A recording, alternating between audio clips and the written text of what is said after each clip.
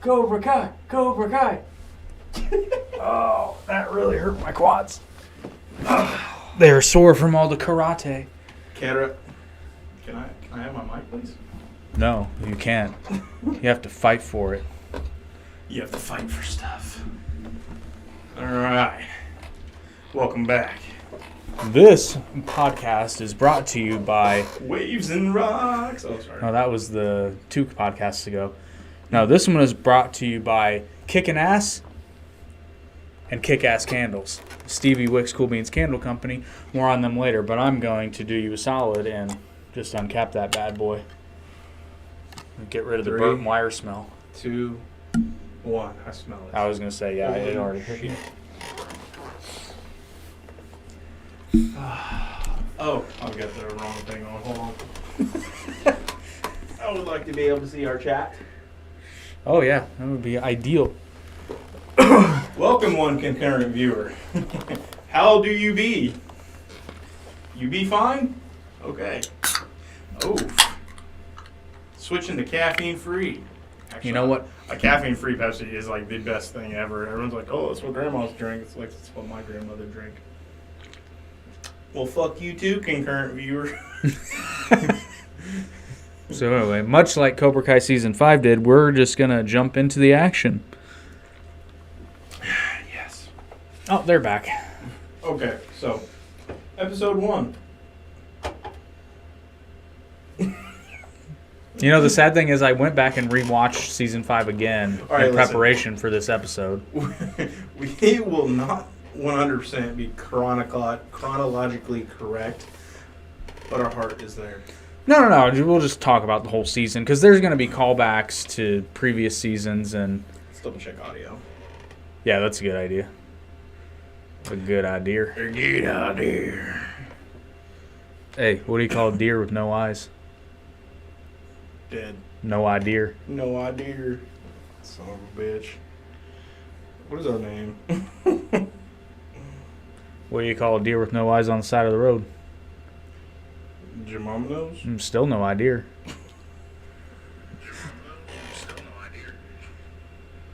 Okay.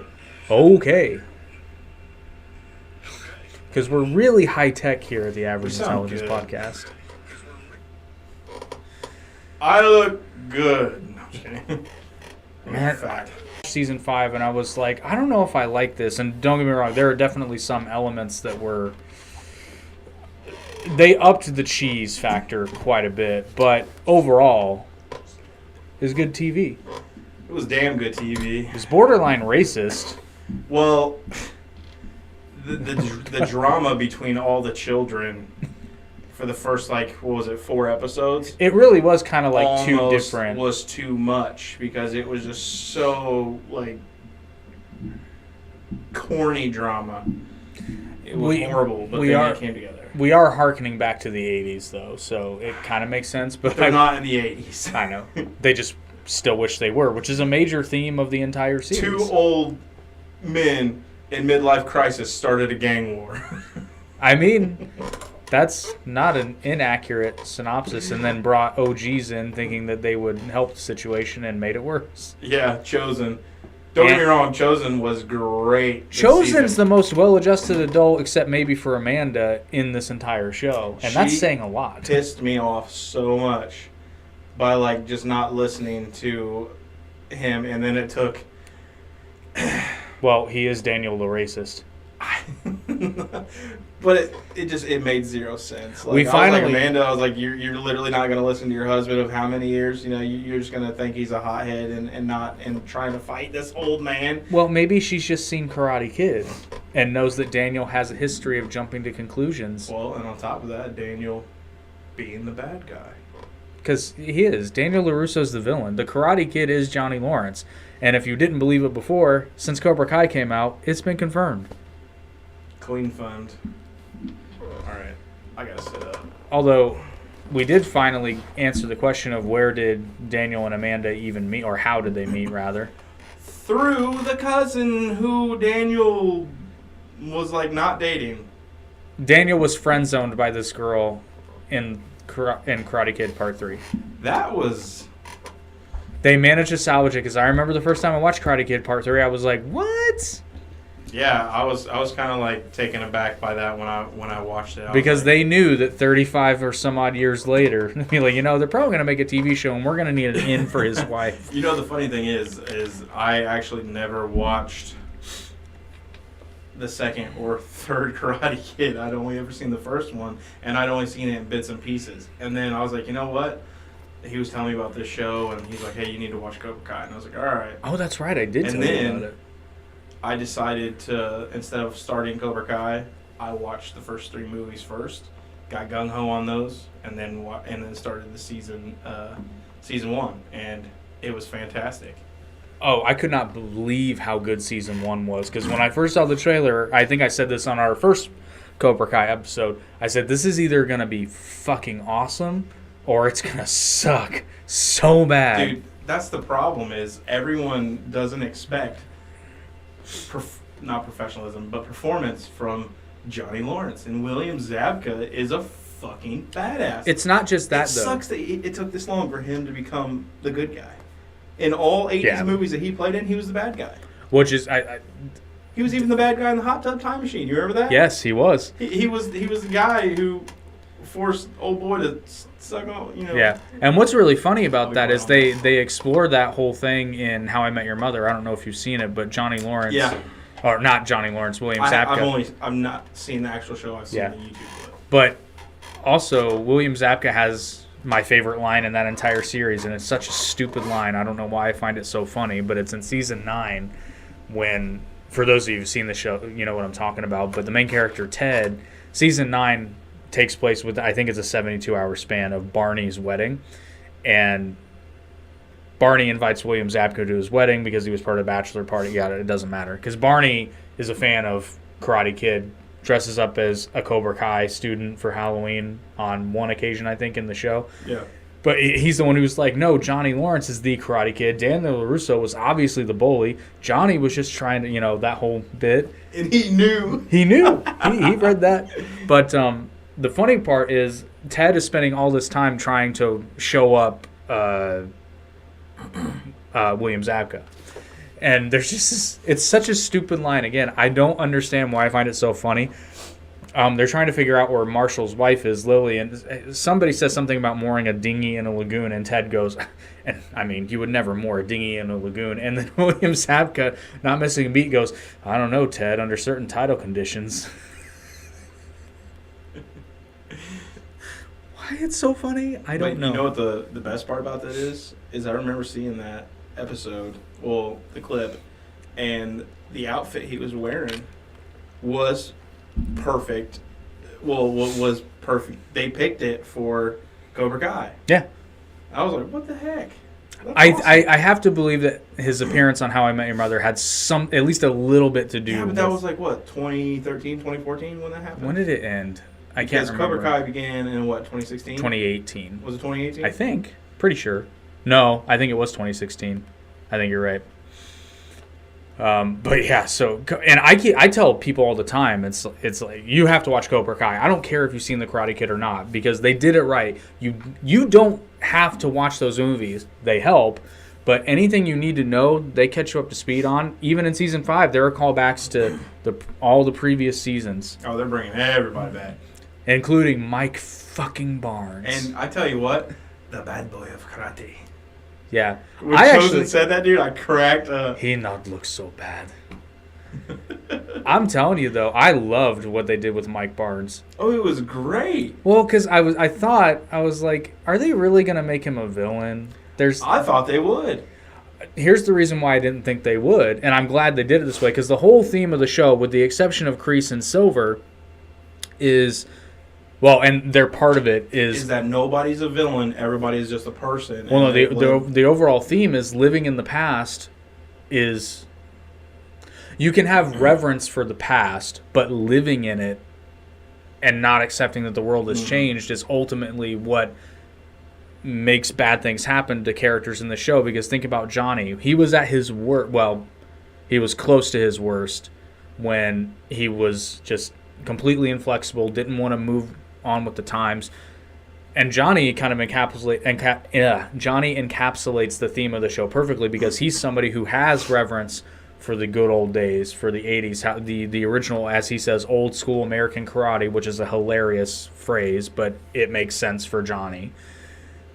But he has to adapt to a certain extent, but he doesn't go full anymore. He's not full one direction or the other. Reese did not help him, though, because of when he basically called him loser, because Johnny he had the right momentum at the end of the Karate Kid when Lou Russo won, remember? Yeah. Because he's like, Lou Russo, you're a good guy. And he was attempting to change, and then he gets out there and he goes, I did my best. Well, so and then Grease is like, oh, second in place is your best. Da, da, da, da. Well, so the beginning of Karate Kid Part 2 was supposed to be at the end of the first Karate Kid.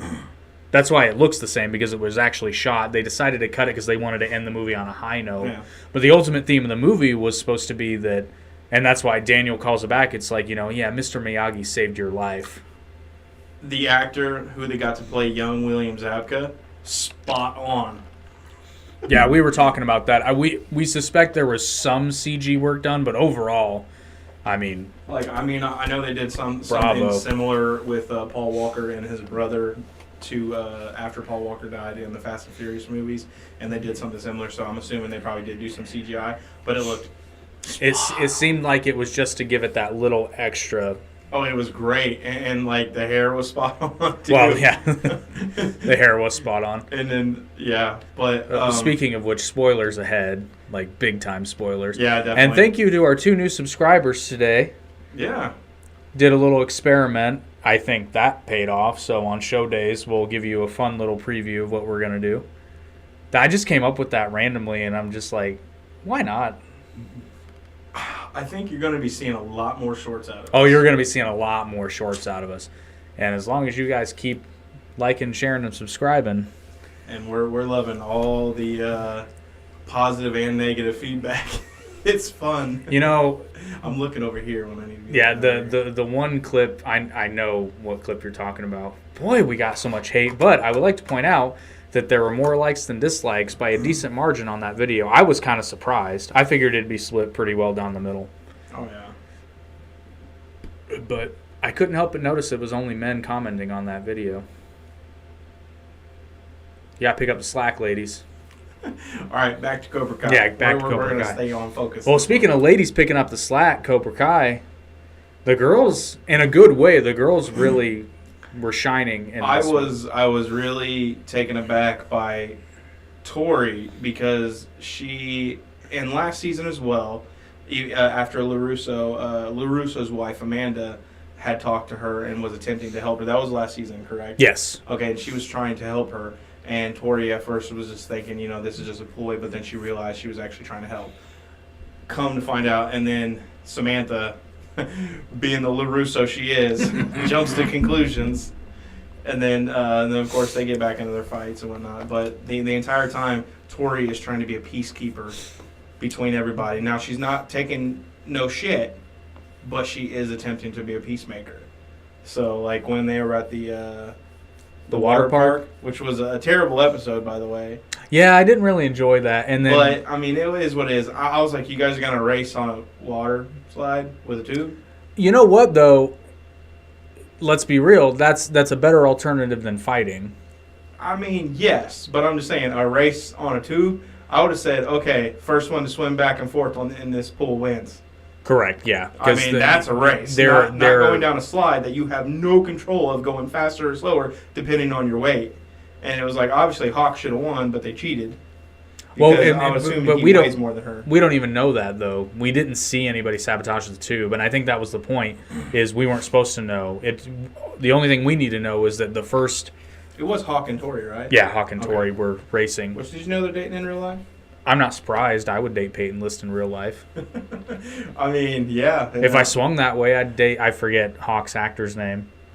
Jacob Bertrand. I knew it was Jacob something. If I was on that team, I would date him. Hey, he's a Hawk lover. Because he doesn't really have that lip thing going on in real life. That's makeup. Yeah, and then his hair in real life, I guess, is nice. I don't know what else to say. I didn't know where you were going with that one. I don't know either. But anyway, so what did you think about the whole, because believe you me, I had some issues with this season, mostly factual stuff, and then my same, I don't even want to call them complaints, but my same,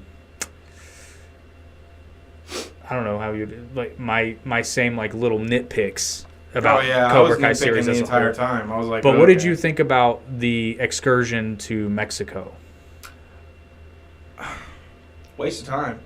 Not only that, incredibly stupid. They did nothing with it. Like, I mean, did it give Miguel some insight, and then he decided not to? So, or are they just trying to lead way that guy's going to do some information searching and find out who Miguel is, find out who his mom is? How could he not figure it out?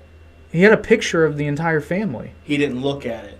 He was focused on something else. And the thing is, I was reading some comments online, and some people are saying, I mean, the picture's right there. I was like, if you pay attention, when he's paying attention to it, like as soon as that picture, he looks over at something else, and he's doing something else. Yeah. And so it's like, okay, so... I don't know. Where do I want to start? Where do we begin?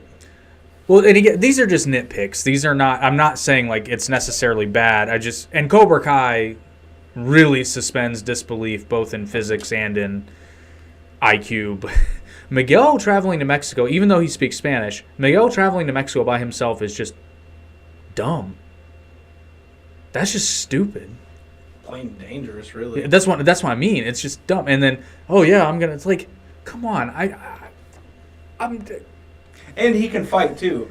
He could have taken those guys down easily. No, that's my problem with Cobra Kai. I don't care, like, and especially if it's only karate, like, maybe if he had... No, listen, you misunderstand me. I'm not saying he could take them all on at once. When you're fighting and stuff like that, which you know, you can divert the enemies and separate them, fight one-on-one. If they're stupid, yes. Yeah, but those guys were extremely dumb. This is true, but I'm just talking in the general sense here. In the real world, that fight would have turned out very differently if it had happened. Are you talking about if Miguel had fought them? Miguel actually made the right choice. Oh, Miguel, yeah, but Robbie and Lawrence, that was fantastic when they fought. And that's plausible because we know that Johnny was about to get his ass kicked, but Robbie can, and Robbie I liked that. I liked that because it is possible if you have 2 well-trained people can take on 4 untrained guys. That's very possible. It's just that everybody does a lot of really stupid things all throughout their time in Mexico, particularly the FBI shirts, which I get why. I forgot that the guy in the pepper eating contest spit milk on him, and that's why they changed. That just hit me recently because I was like, why did they put those shirts on? That's just really dumb. Well, yeah, because at first I was like, why would they be wearing an FBI shirt? But the thing is, though, like, I would assume most of them can understand a little bit of English down there, so it depends I would assume on the back of they would see female body inspector. Well, not only that, it had pictures of ladies. like lady silhouettes on it. So yeah, but the thing is, though, if you only see the front of the shirt, yeah. Like Miguel's dad, what a dumbass. Well, not only that, though, I have to go on the run. He went on the run for nothing, and then they just leave Mexico, and he's scared shitless because he thinks the FBI's after him. That's hilarious. That's poetic justice right there, Miguel's dad. You piece of shit. Actually, you don't even know you're a piece of shit. The one thing I did like about the whole Mexico arc was when Johnny was fighting the cage fighter, that Robbie had to give him the pepper, and I'm not going to say he cheated, but like he had to. Oh yeah, put it in his eyes. Because in the real world, somebody who's only training, even if they're extremely good at karate, somebody who's only trained in karate is not going to stand a chance against even, I'd say, an average mixed martial artist who's competitive.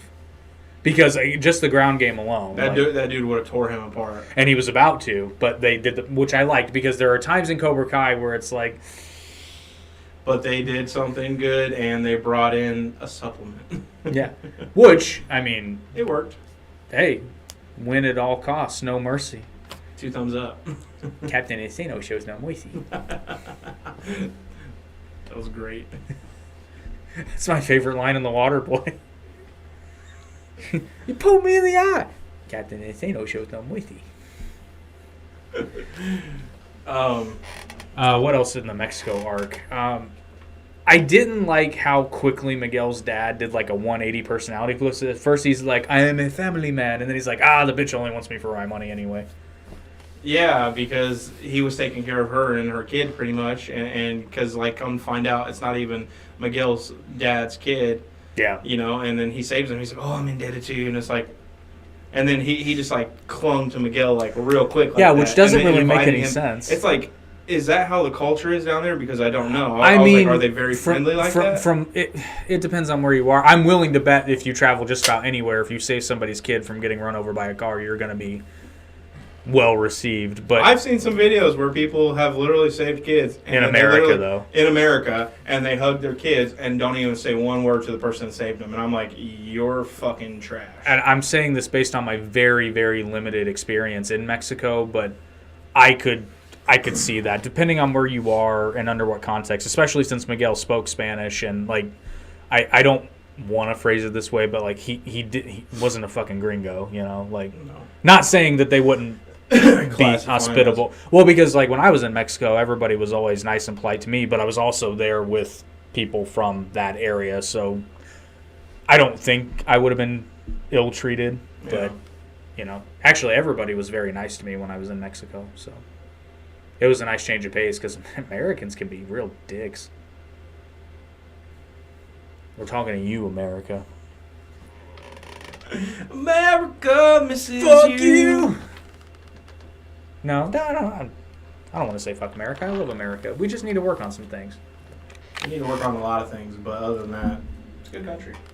It's the best. Overall, culture needs a little bit of work. Yeah.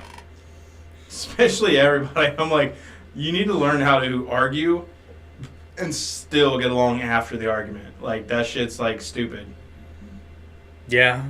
Ask Robbie and Miguel. Oh, so I made a joke to myself. I was saving it for the podcast, so I will say it now. Here's the joke. Are you ready? The morals, like the overarching theme of season 5 of Cobra Kai is bros before hoes. Because Robbie and Miguel are now like, we're cool. I think they realized they had no choice after fucking Lawrence fucked up. He's like, he says, when the baby comes, and he's like, they're both like, what? That's not. That was actually after the fight. They were done with the fight, and then he said that. He goes, cool, so you guys are good. So I just want to make sure we were done with this after the baby comes. I am going to level with everyone watching this podcast. If you have two dudes that are not getting along, honestly, let them fight. They'll probably be cool afterward. And if they're not, at least they know how hard the other guy hits, so they'll probably at least keep their mouth shut. Like, seriously, it's hilarious that, like, 99% of men were in conflict at one point. 99% of men who are friends were in conflict at some point. When we first met each other, we fucking couldn't stand each other. I can't remember why. It wasn't me. I know that much. I was literally just walking by myself on the gym, around the track at the gym. Wait, I don't remember this. And you're like, Eric Sweet is a beat. Did I? And I was just like, I think I whipped around and said something when I was like, yeah, that's real clever. And, probably. And then that sounds like something I would have done. That was it. Age. So I was just like, and then we found out we lived closer to each other, and so we're like, that was it. I guess we're friends now. It's kind of like Johnny One Jump Street. Johnny One Jump Street. It's kind of like 21 Jump Street. It's like, hey, you want to be friends? Yeah. You're pretty good at math, huh? Yeah. Yeah, I am. I'm not. Want to be friends? Yeah. Listen, we were young. That's like Daniel and Johnny, though. That shit, like, was played out so much, but how much Johnny grew in this season when he was the one talking down LaRusso and literally made sense to him. LaRusso's like, I'm a mess, aren't I? Yeah. I do think good. Johnny saw his biggest growth in season 4, but he... Yes. He stepped up in season 5, too. He's tried so much, but the thing is, though, like, I'm not going to say, like, anyone should let themselves be held back just because something happens, but Johnny had so many things against him, and it was like they were just trying to make him out to be the bad guy, and he's like, dude, I don't want to be the bad guy. Like, you know, not the writers or anything like that. I'm talking all the stuff that's I mean, yeah, technically the writers, but it's your fault. They worked it around, and they came full circle. It's like a circle, and it was like so perfect. How they I can't which their logo isn't even a perfect circle.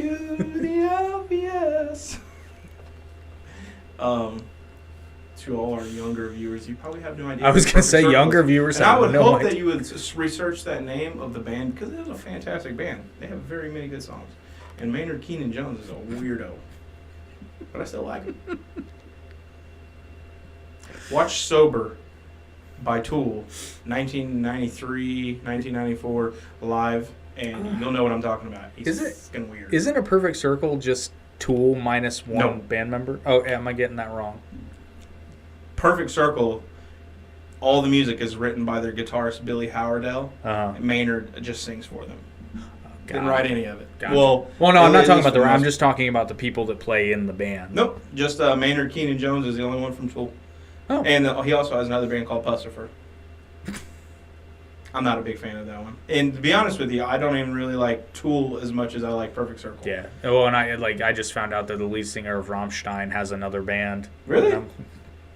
Well, when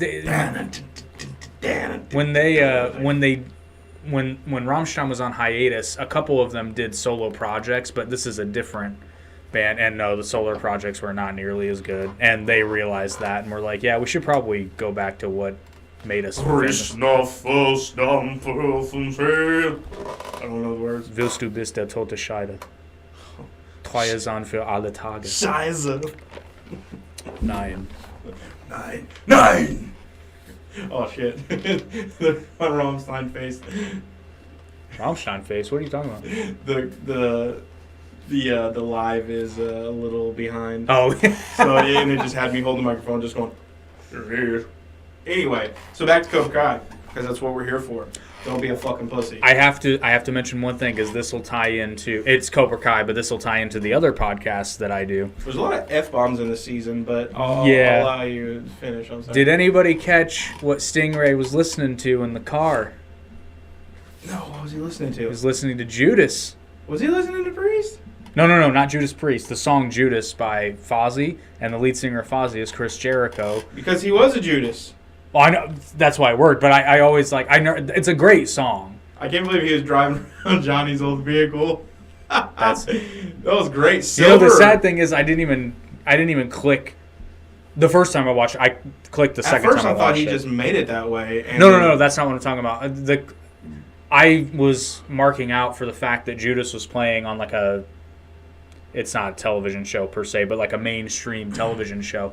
Because, A, I love that song, and Chris Jericho is the new Ring of Honor World Champion, and I'm not really sure how I feel about it.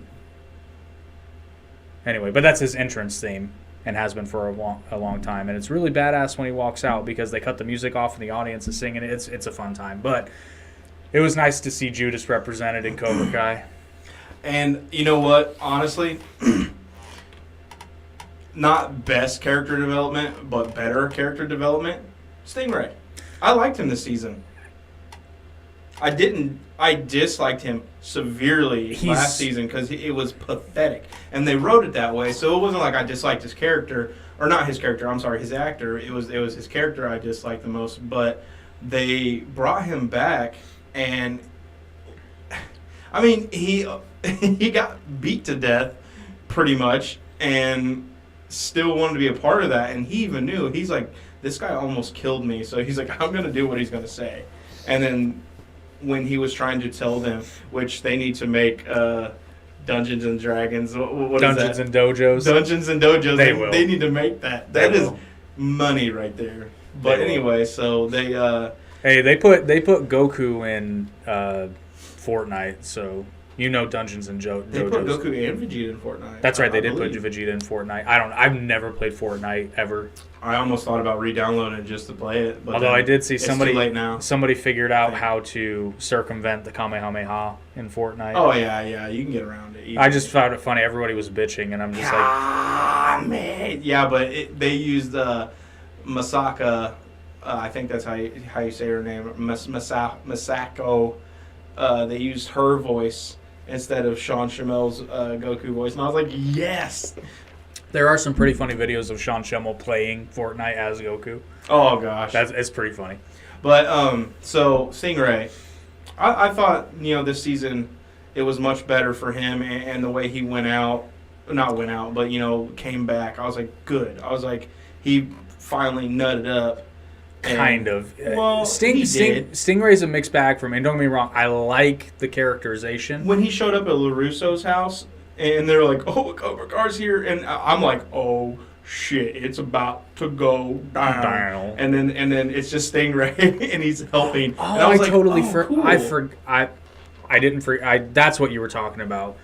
So yes, I loved that. We're all over the place here, but that's just the way it is. Like it or love it or. I got a kick out of when Mike hijacked their limo. Oh my gosh! What the fuck was that? That was Why? hilarious. Like, he should have known that Daniel didn't burn down his business. Listen. The real theme of this show is that none of this crap would ever happen if people were just calling and been like, "Hey, Daniel, did you burn down my furniture store?" "No, Mike. It must have been Terry Silver." You know what? That makes sense because you and your friend did buy a couch off me. I find it really hard to believe that you would pay for a couch when you were going to plan on coming back and burn it down. You would have just stolen the couch. This makes logical sense. Well, they actually were carrying the two guys that he beat up. They were carrying out the couch. And he's like, "You be careful with that couch." Chosen. That was so funny. When he said that, though, when he's just like, "Oh, you might want to call an ambulance." This is a misunderstanding. You need to call ambulance. Chosen has some of the greatest comedic moments in this season. And honestly, for being in just Karate Kid 2 and just doing that, like, it's perfect how they made him such a freaking, like, solid character in this. The other bit I loved was when he and Johnny were going to Topanga Karate to confront Silver, and they go... Oh, they're all drunk going? No. This is when it's just Chosen Chosen and Johnny, and they're, like, humble bragging about Daniel when he's not there, and he's like, "Yeah, he always was a pain in the ass." Oh, such pain. Yeah, but then they both, like, start talking good about him, don't they? Well, no, they were talking good about him all the time. He's like, "Oh, I watched him beat up 4 guys. I watched him do this." Yeah, that was pretty great. That was funny. And that's what real friends are, because real friends talk shit to your face and talk great about you behind your back, and assholes talk shit behind your back and talk nice to your face. This guy's a fuckwad. I can't say what's on here. It's PG. Oh, am I going to get fined? I don't know. I didn't have anything good. Like your face. That was it. I have been overusing the word shitbird ever since I watched Tropic Thunder again, but it's funny. You know what? I haven't seen that in a long time. I just rewatched it recently because I came across the Les Grossman clip on YouTube randomly. I'm like, I gotta watch this again. Actually, it's Les, right? Les Grossman, Okay. yeah. He needs to show up in Cobra Kai. I don't care how you do it to make it make sense. Just bring in Les? Just bring in Les. Give Les his own movie. He could be a part of, like a bigger dealership network, and he could be like, "Ah!" Terry Silver calls him in. Oh my gosh.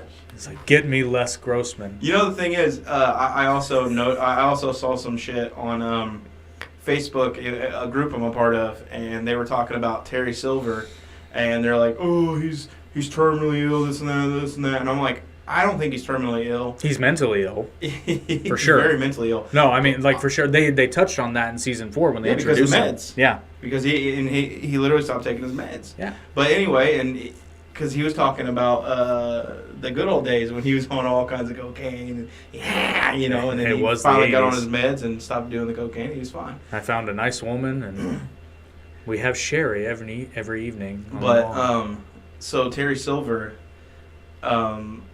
everyone's like, "Oh, he's in jail for a long time." I was like, "Dude, the dude's got I'm not gonna say billions of dollars, but he's very well off, and he has great lawyers. He's gonna get out. Unlike Kreese, pissed me off. I thought he died when Kreese was killed in prison, and then he goes to get out. Well, you know, he was getting ready to get released because Silver was getting in there. Of course, he didn't know that, but it's like, really, Kreese, you're a dumb shit. Well, he wasn't, like you said, he didn't know. So I thought he was turning around because the damn music, the freaking music. You know, I just had a hilarious mental image. Terry Silver brings in Les Grossman to the dojo. He's like, listen, Nichols, I'm going to need you to take a giant step back and literally kick your own face. And then he just points to Kenny. He's like, you, punch him in the face. Speaking of characters, Cobra Kai's done. Cobra Kai's no more. I don't know, Eric, under certain title conditions. I'm telling you, it's done. Where do you think these kids are going to go, dojos-wise? Do you think listen, this is my thing. Don't they still have that dragon lady? Oh, you're right. She'll probably run Cobra Kai. Well, and like you said, Terry Silver's going to get off. Because at the end of the day, they did break into his dojo. But now, still, all those kids at the end throwing their geese down on Silver, Cobra Kai's done. Yeah, but do you really think somebody like Kyler's going to leave over that? Kyler doesn't care. I mean, he threw her down. Oh, did he? I didn't see him do it. Yeah, and then him and Kenny were still like friends after like that bullshit. Kenny is the dumbest. I'm sorry. Kenny was the dumbest character development. They're taking his shtick a little too far. They allowed him to be able to take on Hawk within 2 to 3 months of training. I'm sorry, in no way. That's one of my other. That cool, like good. Well, that's one of my other pet peeves about Cobra Kai is all these kids get black belts really fast. You don't learn that fast. You know how long it took me to get my black belt? Your black belt? Yeah. It means nothing. Did you feel that coming? Would you be disappointed if I said no? Oh, the comedy thing. No, I searched your feelings, so I knew you would stop. I searched your feelings. Listen here, you freaking not idiot Goku. Well, you know, that's actually, believe it or not to get off topic, but that bit is actually canon because Goku can use telepathy. They just don't touch on it. Yeah, very often. He learned it in space. No, he learned it from Kami, didn't he? He was able to read Krillin's mind in the Frieza saga. That's what I meant. He learned it in space. Oh, did he learn it from King Kai? No, it was before. It was after King Kai. It was when he was traveling. This is what they said. Oh, in the that's anime. right. That's right. What that's they said right. in the anime. I don't know if that's true. I know what you're talking about. But yeah, because he's like, something happened in space, and he goes, "Hold on, let me read your mind. Let me just do this. It's quicker." Opened his third eye, which actually makes sense if you're a proponent of. I believe that would fall under Buddhism, but. I mean, Tien and Chaozu were way ahead of Goku. Just saying. Well, yeah, they were telepathic, so we know it's possible in universe. You know, out of fighters, though, I will give Tien his just due. He's a badass human. Well, Tien, he's not even human. He's like a hybrid-ish thing. Yeah, well, Tien is also the only character that's played straight, and he's still funny in DBZ Abridged, but that's why he's so funny, because he's the only like straight character with any common sense. He's like, why don't we just kill them? Oh, that won't be any fun. Well. Yeah, we were talking about Kenny.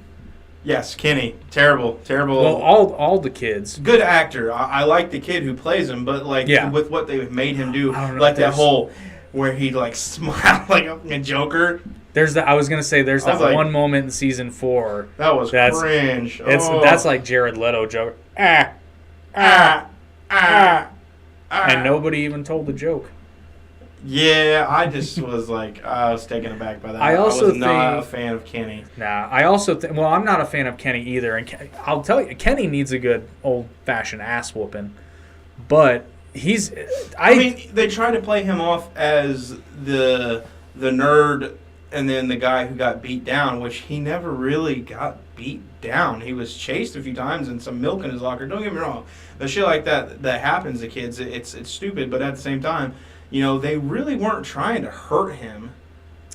Yes, and not maybe not physically. What they were doing was arguably even a little bit worse. Because I mean, getting punched in the face isn't fun particularly. Yeah, and the funny thing is, LaRusso actually liked him. Like, not like that, not in a gay way, but he actually liked him. Yeah, when they were playing the game together, they were chatting back and forth. Yeah. And then, That's right. I forgot that. Because he played the game. And but he just didn't want to. Well, he was going along with his stupid friends. Yeah, so basically, if your friends are dicks, just don't listen. hang around with them. If they're dicks to other people, but if Yeah. they're dicks to your face, that's weird. Dicks to your face. Yeah. I don't remember his name, but who was that guy we went to high school with? The lyrics of the song is "My balls, your chin," but he fucked it up once, and he was like, "Your balls, my chin." That was Sednick. No, it wasn't. I know, sure? I know who it was, but it wasn't. Balls, my chin.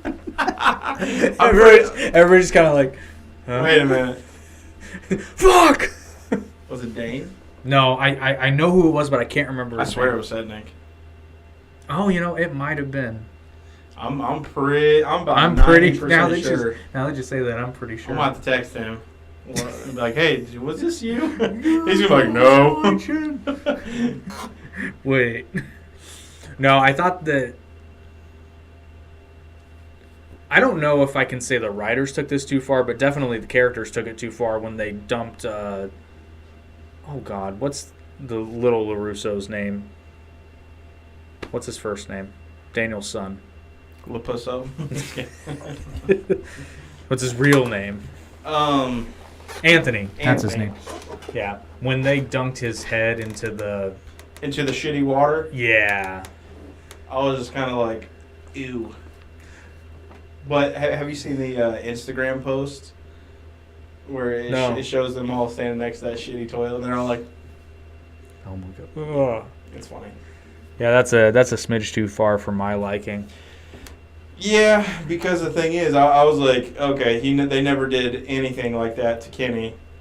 Well, exactly. He's escalated it far too much, which he already has. Because that right there would not, that alone could potentially kill him. Yeah, that's all kinds of health risks, and that goes beyond. But then again, you could make the case, and I believe this, that bullying has gone beyond.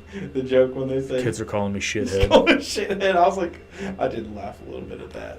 And this might be me being purely naive because I didn't experience I don't know anybody that experienced bullying to that level. Our school was different. There was rarely any bullying. Well, but it's like, and you see these videos online, which some of these are they're obviously staged, but it's like, who's that big of a dick? Like, who's that big of a dick to actually make fun of somebody, to their face, make fun of somebody with Down syndrome per se? I mean, for example, not per se. It's like, who's that big of an asshole? I just saw a video with a Down syndrome kid, and somebody was making fun of him, and the jocks all stood up for him. And I was like, hey, good for them. And I was like, but what you're saying is who the fuck was... Who's that big of a jerk?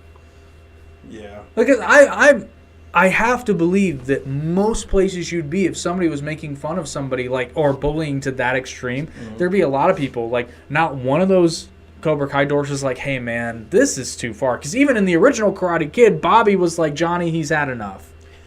And that was in 1984, 1983, 1982? 84 was the original. Yeah, okay, 84 was the original. Yeah, and that was in 1984. Don't tell me that in 2022, not one of these people has enough sense to be like, maybe we shouldn't dunk this kid. A swirly's one thing, and not shit-filled water. Yeah. I still think it's too far, but... Yeah, that was pretty crazy on the writer's part. Yeah, that was a little... I was like, were you guys going for And like I said, with all the F-bombs in this season... They did that on purpose. At first, I was kind of like, is this because all the kids are over 18 now? No, I did there was one F-bomb I liked. It was Mike fucking Barnes. Or, No Mercy, motherfucker. That part, when Kreese read good. that was good. That was poetic. Does that count if it's written down? If anybody works for the FCC, let us know in the comments. The FCC won't let me be, or let me be me on MTV.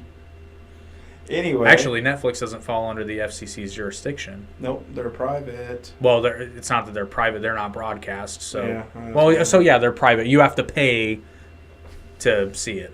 Yeah, except cable. You literally had to pay to see cable, and yet they still. I mean, they got past it. Eventually. You know what the difference is? They just don't say F words all the time. Well, but you know what the difference is, though, is with cable you have network packages. It's part of the FCC regulation. So, like, for example, I'm trying to think of examples. So, like, for example, if you get a basic cable package, they have to have programming. Like, I'm pulling networks out of my head, but this I know is an exactly example. what you're talking about. They have to have Lifetime, for example, to represent women, and they have to have a network like you literally have to have certain Spanish-speaking channels in a cable package, even if nobody in the household speaks Spanish. It's just part of FCC regulations, so therefore they are under that jurisdiction. Do you remember when they were on the verge of saying it was okay to say shit? They did on TV. They did. No, South Park made a whole. When they were on the verge of it, and they were allowed to do it for a certain day because they were testing it. And South Park was like, okay, we're going to take it to the extreme. And they had a counter of how many times they said shit. What was it, like 216 or something? It was so many, and it was just hilarious. You know what's hilarious, though, is they made their point, and it actually, I'd like to think it helped get it to where, because they're like, who cares? They're like, it kind of loses its luster after a while. It's like, fuck. Like everybody gets so upset about it, and I'm just like, who fucking cares? In the words of Eric Cartman, fuckity, fuck. It's like, I get it. You said fuck. You don't want young kids to say it, but I'm sorry, but when a young kid says it's hilarious. Fuck, you laugh, but at the same time, you're like, don't say that in front of people. And that's the only thing they're worried about, is them saying it in front of people. And the thing is, if anyone, like I've had, my kids don't say the F word all the time, and like they don't even say anything around anybody, but it's like, I don't really care. Anyway, so back to Cobra Kai. No, what is that story Chris Pratt told? Oh, yeah. Dad. Oh, I'm gonna swear. That fish is a fucking pussy. No, because for those of you who don't know, he was on he was on a talk show in England. So because you can swear. I know his name. It's not Ed Norton. That's the Hulk. Anyway, he's on this British talk show, and he's talking about how he's got this rule where when he and his son are fishing, they're allowed to swear, but only when they're fishing. So like he's got a fish, and this fish has spines, and his kid gets stuck with one of the spines, and he goes, "Ooh, Dad, I'm gonna swear," and he's like, "That fish is stupid." And he was like, "Oh, okay, buddy," and then he's like, "Fish is a fucking pussy."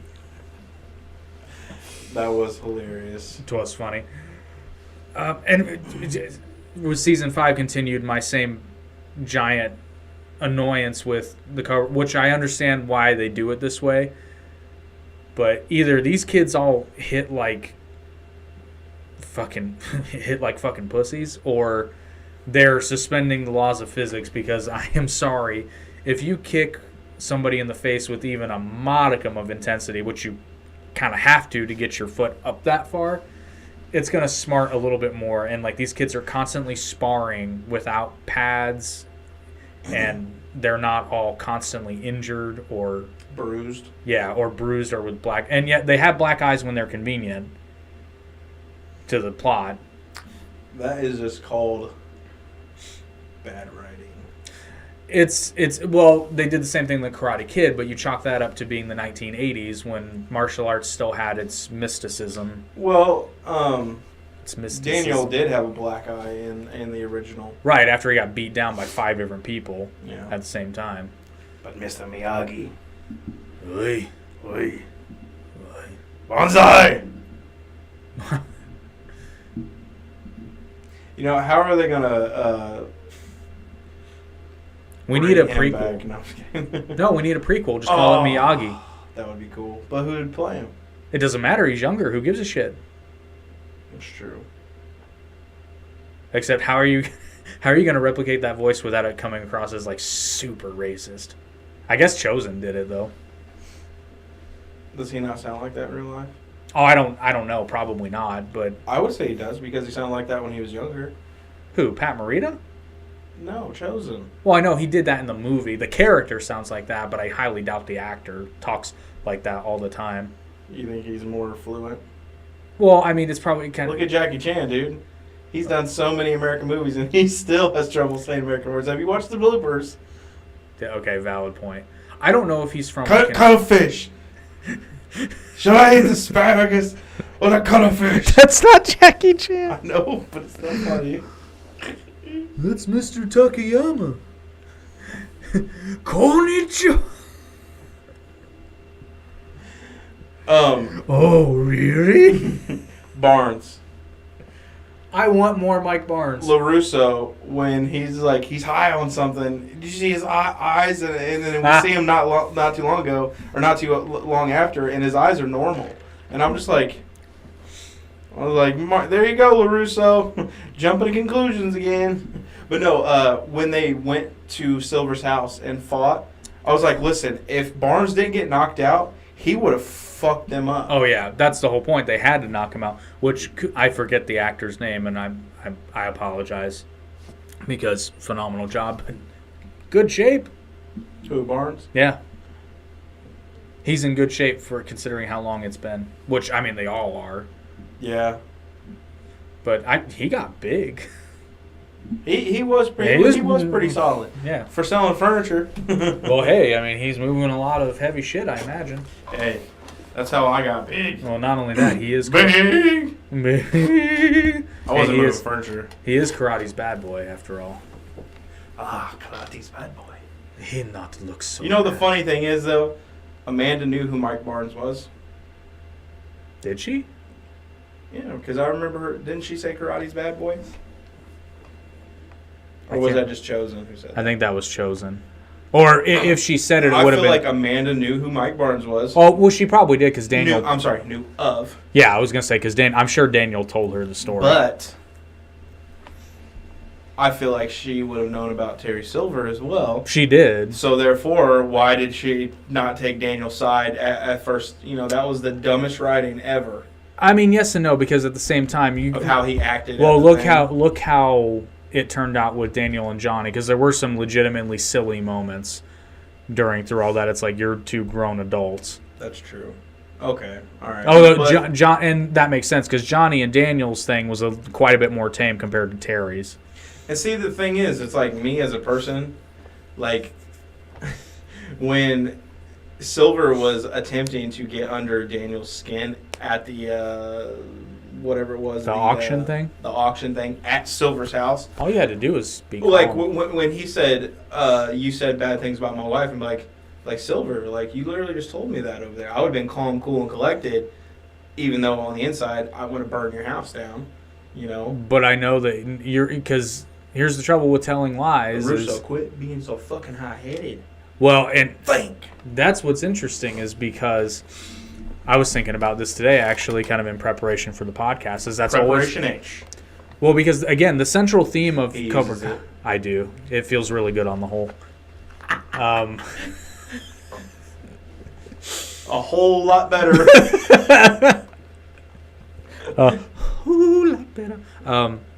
The overall theme of Cobra Kai is balance, and Daniel. It's the most unbalanced Exactly. motherfucker. But the thing is, though, he doesn't have Mr. Miyagi. Mr. Miyagi was there for him his entire life and helped him out a lot. You know? Well, and Cobra Kai shed some light on this as far as Johnny goes. No be there. No be there's one thing, but and this is why Cobra Kai and Miyagi-Do, and you could actually kind of flip this and flip it into American politics, because Cobra Kai and Miyagi-Do are incomplete on their own, but when both of them are accessible, it makes everybody who studies at both dojos a well-rounded fighter, because some kids need that jolt of self-confidence and badassery that Cobra Kai gives them, but some kids are already hotheads and they need Miyagi-Do to balance them out. And the idea, because Robbie kind of encapsulates this perfectly. He's already a hothead who can fight, but he's untrained, so he's not as good as he could be. He gets in with Daniel, who teaches him balance, but he only can take that so far. Then he goes to Cobra Kai, gets even more aggression and technical skill, because let's face facts, in terms of actual skill, Cobra Kai is far superior. But in yeah. terms of philosophy, Miyagi-Do is superior. So when students can train at both, and some students might need more Cobra Kai philosophy, and some students might need more, I said Cobra Kai, I meant Miyagi-Do philosophy, and some might need more Cobra Kai, because I would make the case that somebody like Hawk needed Cobra Kai more than Miyagi-Do. Although he took it too far, and Miyagi-Do kind of brought him back to center. And now he's the champ. Aye. If man wants to wage war, take away his ability to wage war. Oh, that's my beating hand. I love that though. When he taught him that, and I was why didn't they use that more in this season? I don't know. They could have taken out all those karate. But fun fact, there is actually a pressure point right there. Yeah, and you will go numb for a few seconds, but it may not be as... It's a few seconds. Yeah. If you really want to incapacitate the entire arm, you have to start ripping ligaments and shit. You just grab it. But,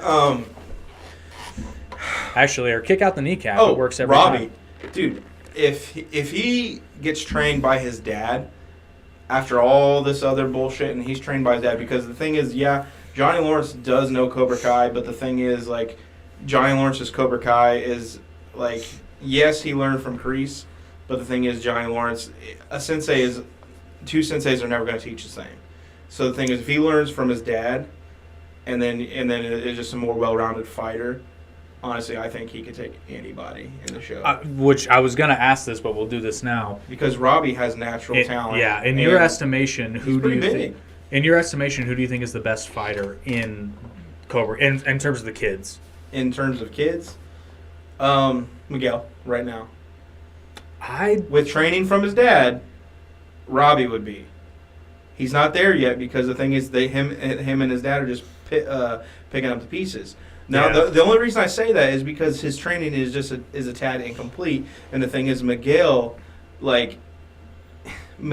have whooped his ass. You got a good point. Miguel would have whooped his ass before he got knocked off the balcony if he would have just kept going.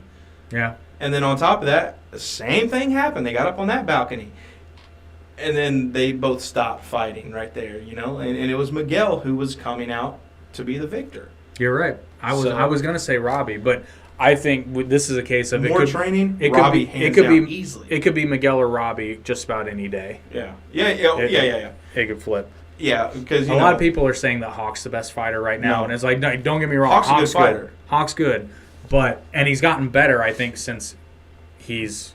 I liked his fire though when he had the Hawk and the season. Was it season 1 that he was fighting? Well, he was fighting good in season 1. Wasn't he? Okay, in season 1, he was the solid number 2. With how he jumped up on stage, and acted all tough and whatnot. That was when he was at his best. And yeah, he did win the. He won that because Miguel was out. Although he did beat Robbie, didn't he? Yeah, but Robbie was like completely screwed up in the head because he was so lost. He was off balance. No balance. But need to balance whole life. Speaking of, for those of you who want to give me shit in the comments, that is not racist. That is a Mr. Miyagi impression. That's how he. Oh, they don't care. I know, this is YouTube. Nobody cares. No, see, the thing is, if we were talking politics, it'd be racist. Extremely. But if we're talking this, they're just like, oh, that's a pretty good thing. Anyway. No be there. So, let's talk about the cheating-ass Terry Silver paying people off. It's like, dude, do you really not have Tori faith? was going to win that fight anyway. Do you not have faith in your freaking students? That's the point. That's the bullshit. And the thing is, Tori, why did she stick around? Like, she's sticking around. Was he paying her bills? No. I think Kreese was, or maybe Terry was. Kreese wasn't paying his bills. Yeah, I think Kreese Terry was. Beat the guy up. Yeah, no, I think you're right. I think Silver was paying Tori's mom's medical expenses and whatnot. Had to have been. Yeah, I think they established that. I'm pretty sure. It's like how much that dude throws around money. The dumbest things. He's like, I'm trying to remember. You need PS4, I got you. I'm trying to remember. They have it's a really offhand moment. Like they're just trying in Karate Kid Part 3. I can't remember the exact line, but they're basically trying to show you that this is like the worst motherfucker on planet Earth. Because he's like on the phone call. I think it's before Mike Barnes walks in. He's like, "Yeah, just dump the toxic sludge into the Amazon or something like that." And it's just like, really? This is a 1980s Bond villain. Just dump it into the lake. What's the worst thing that could happen? Oh, children drink out of it? Good. They might get superpowers. Dump it. Or they might get cancer. So yeah, Terry Silver is a dick. He's a douchebag. A baguette. And actually, speaking of racism, I do want to touch on one thing because I'm not saying this is racist. It's like the line's right here. It's kind of dancing, obvious, and I can't remember her name. The sensei he brings in from South Korea, who I've affectionately dubbed as Dragon Lady. Oh yeah. It's a little too far. It's a little bit too far in the Asian stereotypes. Yeah, how she's just like a badass at karate. Well, not only well, first of all, it's not even karate. I mean, let's be real, because she's from Korea. Although one thing I do want to praise is the fact that they use actual Korean terms with her, because she calls the school a dojang, which is it's just the Korean word for a dojo. That she calls the uniforms dobox, but that's a taekwondo or tang sudo thing. Yeah, because in Japanese, dogi, but they call them gis, but in taekwondo and other Korean martial arts, it's a dobok. Okay. And the commands she gives are in Korean, not Japanese, because the ready stance is junbi in Korean. I forget what it is in Japanese, because I was the taekwondo guy. I didn't do a ton of karate. I know that hajime is begin, but I can't remember what ready stance is in Japanese. But I did like that little touch, because she is from South Korea. She also had a thing for Sensei Kreese. They gave a little nod in that backstory. Yeah, 'cause she was a child. Yeah. Well, she was a child. You know what? Now that you mention it, they did kind of make her seem probably a little bit younger than she should have been. It was the 80s. That's what people are going to say. Well, also, Kreese couldn't have been that. Well, shit, how old was Kreese in the first Karate Kid? Because when the flashback to Korea, it's only 1980. I mean, it's 1980. It's only 4 years later. He was like 24, 26 in the Karate Kid. Because you got to think, man. Was he? People looked old as That's shit true. in the 80s. That's true. He had to have been older. I'm going to say... Like, women be like, oh, he's so hot. It's like he looks 75. That's true. David Hasselhoff looked like he was a solid 42 on Baywatch by today's standards. Him and Click, oh, so funny. When he makes him short and he's like, I still to this day will shit my pants laughing. Say what you will about David Hasselhoff, but talk about a guy with a great sense of humor. Oh, yeah, absolutely. And, I mean, I'm sure it was a wonderful paycheck, but... Stacy's a slut. Or I can't remember what he said. He's like, she's the... Well, anyway, so back to Cobra Kai. Actually, I would like to ask any members of the, particularly the Korean community, but anyone in the Asian community, did you find, if you're watching this, did you find that character at all... I don't even want to go so far as to say offensive, but did you think they took the Asianness a little too far, or were they inaccurate? Well, see, I wouldn't go so far as to say they were inaccurate, but to me, it seems like they might have gone, like, I don't know. Because you could make the same case for Chosen, but it didn't feel like to me they were taking that. Maybe it's because she was a villain, and I feel like they were going a little too into, like, the... Yeah, I mean, because she's like... She's a bitch. What do you mean? And it was like, I don't know. You kind of turned me on, lady. And I'm sorry, that hair is not going to help you at all in an actual fight. That's the first thing I'm going for. I whip my hair back and forth. I was about to make that joke, but you know what? I was like, no, you know what? I'm better than that. Yes. Which actually ties in, because isn't Will? I don't think Will Smith's the producer anymore, but he was for Cobra Kai. Oh, they probably took him out. It's like, hey, Will, listen. Keep my wife's name out your mouth. So, Will, Will's karate is weak. Like Will's doing some Miyagi-Do shit.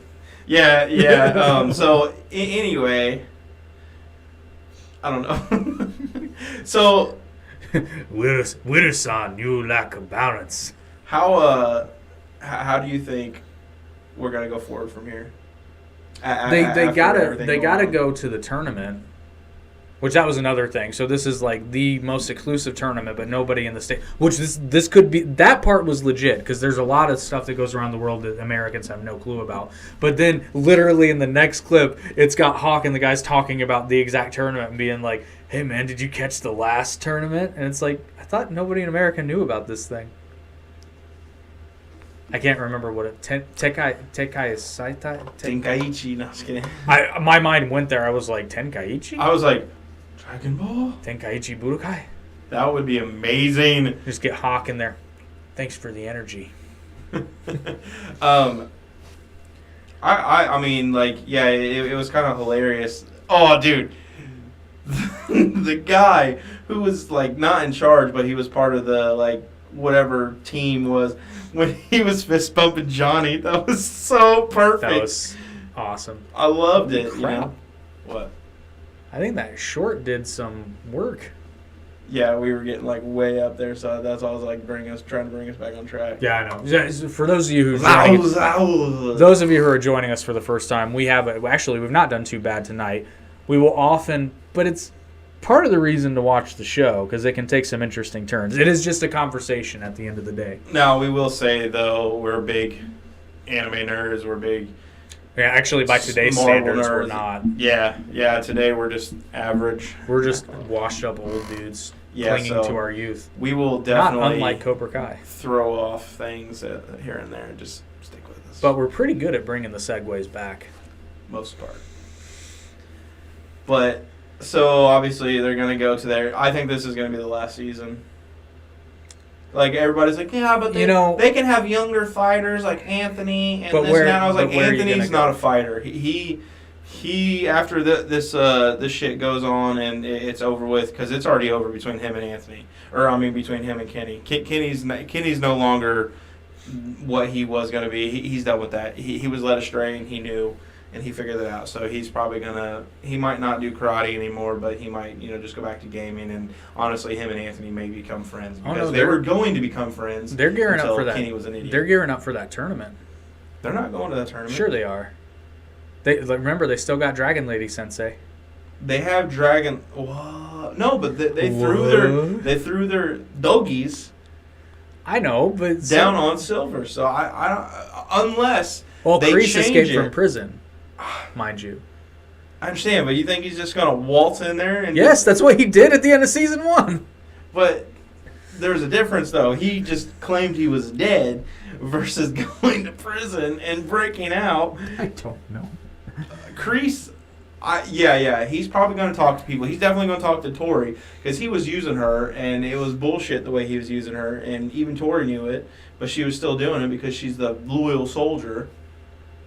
But here's the thing. I can see why people would follow Kreese. I can't, for the life of me, figure out why somebody would follow Terry Silver for more than a little bit. I mean, unless he's got money. That's He's got gonna to be throw it. money at him. But you know what? I think I know what could help Terry Silver. If he took his meds and became a good guy. Well, there's that. That would be the smart way. What? But the other way would be a eucalyptus and mint candle to help him relax at the end of a hard day training karate. Check out Ben Shapiro over here. But first, no, seriously, I believe it could help him because eucalyptus and mint has been allegedly proven to help with relaxation and focus. So what better way to get your zen on when you're done training Cobra Kai and need to go train in your Miyagi-Do in the corner? Achieve balance with Stevie Wicks Cool Beans Candle Company. And if you don't like eucalyptus and mint, because let's face it, some people have terrible taste, you can get a wealth of other scents, such as this awesome blueberry muffin, for after you've done your hours of karate workout and you need to carb load before the All Valley Championship tournament. Blueberry muffin, right there. Yes. It's you. McMuffin. So, That was a killer segue. I'm trying to. That was really good. I'm trying to get him. That was straight Ben Shapiro. I know. I'm trying to emulate, but actually, I didn't do it. I thought about taking a picture of a random Walmart employee because her name tag said McLovin. Oh. But I was like, there's no way I can do that without being creepy unless I ask, and that's Did it really? creepy. Oh, no, it you did. saw her Yeah. in person. Oh, Yeah. I'd be like, dude, can I just get a picture of your name tag? That is hilarious. You know what? I thought about it, and then I almost I almost did, and I regret. It not would be doing creepy because the thing is, if she put it on there, she would be more than happy. I know, and actually, I do regret this part. I wanted to be like, "It's you, McMuffin." Oh, dude, if She she's was a true also fan, she was also working though. I understand that, but if she was a true fan, she would have laughed. Oh, I know. I regret not doing that. So if I run into her again, I will. This isn't.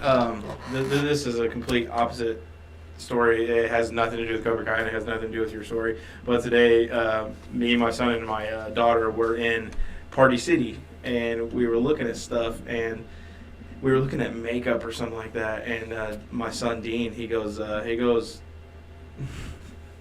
He said something about, hey, blah, blah, blah, who is that? Blah, blah. And I was just like, your mom?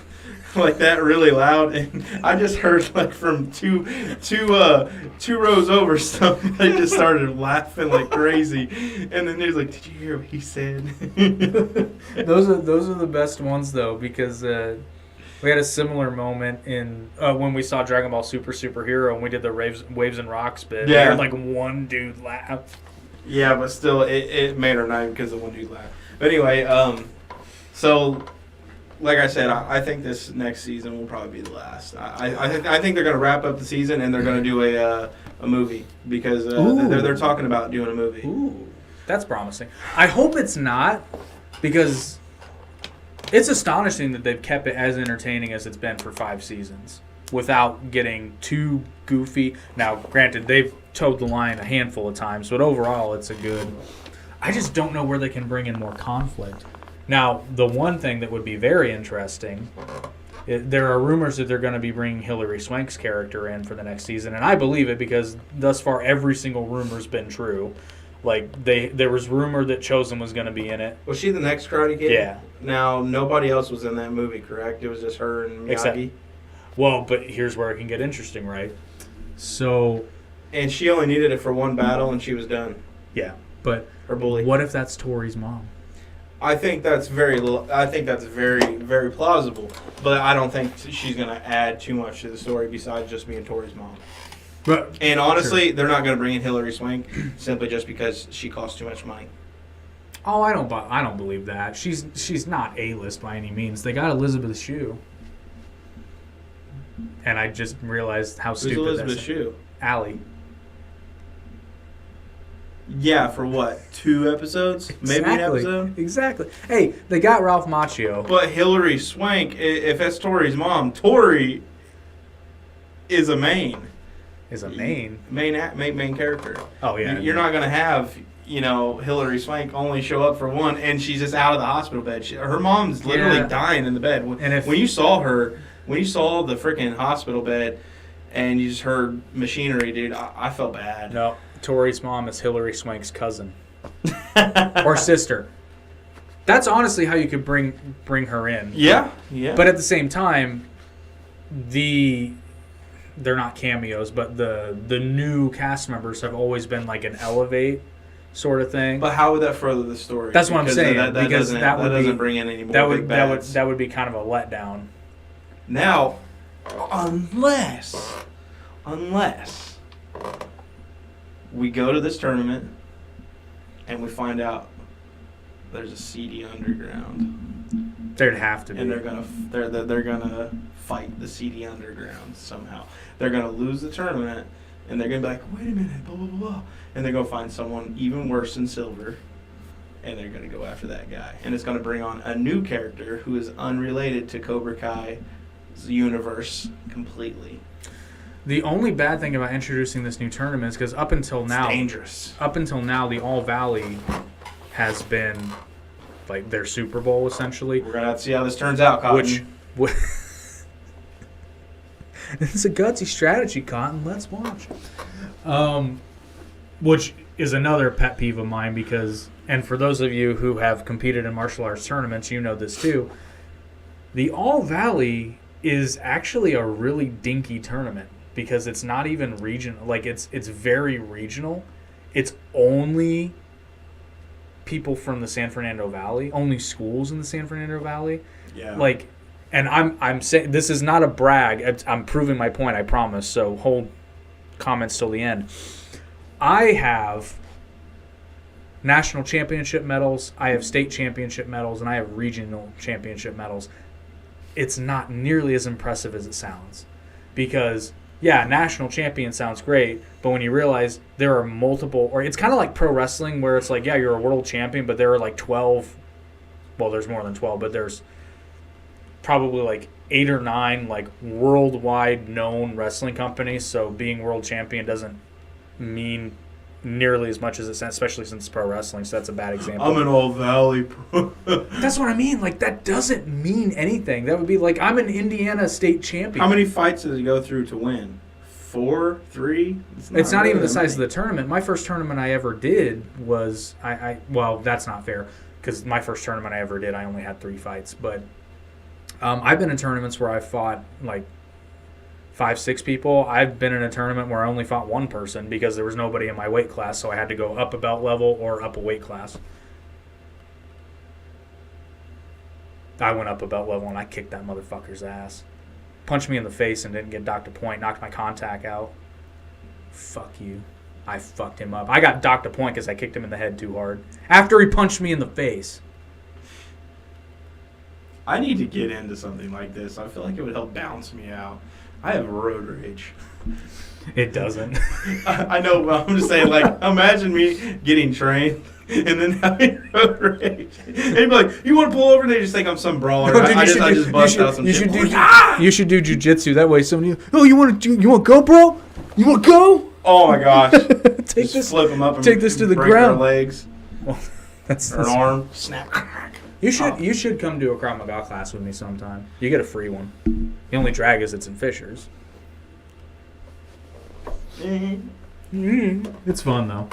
It's really not that bad of a drive from here, except I got really taken not. on 65 yesterday. See, that's what kills me is it's really not. You just jump on 65, hit 465. It's really not that far. I got to take it on 65 yesterday. I didn't know it drops from fucking 70 all the way down to 55. Oh, Yeah. I mean, it dropped, but I didn't know that, and I was doing fucking 81.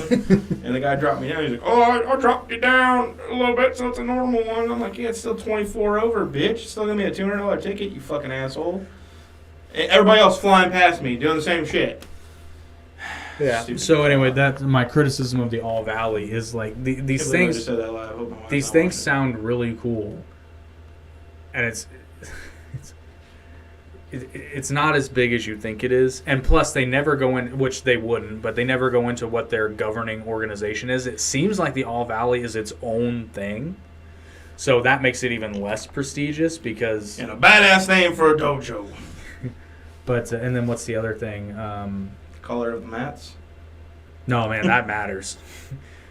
All these schools seem to give out black belts like candy, like worse than it is in the real life of McDojos. I get you. Yeah, and then they go and fight in a real tournament or something like that. But they're all fighting each other. So, and this is just me because I didn't. I'm talking if they took their black belt and went to another tournament. I don't know. Oh, they'd get the shit kicked out of them, every single one of them. Because the other thing that they do that I don't like, and I get it, it's how some martial arts tournaments do this, is they all do point sparring, which is essentially when you score a hit, you break and then reset. But a hit can be contact to the face that can knock somebody out, or a hit could be, Yeah, and that's I a noticed point. that. And I'm just like... And so in Taekwondo, we did Olympic-style sparring where it's just, I believe it was up to 3 2-minute rounds. I can't remember the times. You had 2 rounds, and then if you needed a tiebreaker, you get a third. But you fought the whole time, and you accumulated points. Now, the other problem, and this is an issue with both of those types of sparring, is the fact that it doesn't necessarily have to be a hard hit to count as a point. So when you're doing Taekwondo like that, you pick up a lot of bad habits, like you kick people without too much force.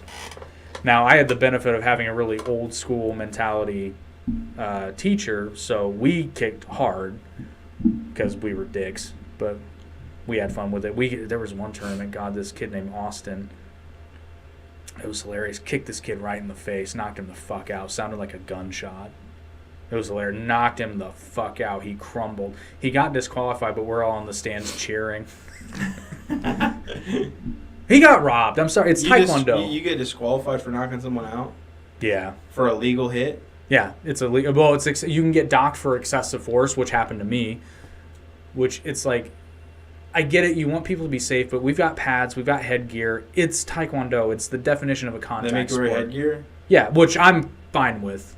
Yeah, you're like, I like my brain. I'm okay with the headgear, and I'm okay with the shin guards and the chest protectors and all that because it's not super restrictive, but It's not Cobra Kai. It's not Cobra Kai. Well, these kids can't be hitting that hard. That's what I'm saying. There's no way.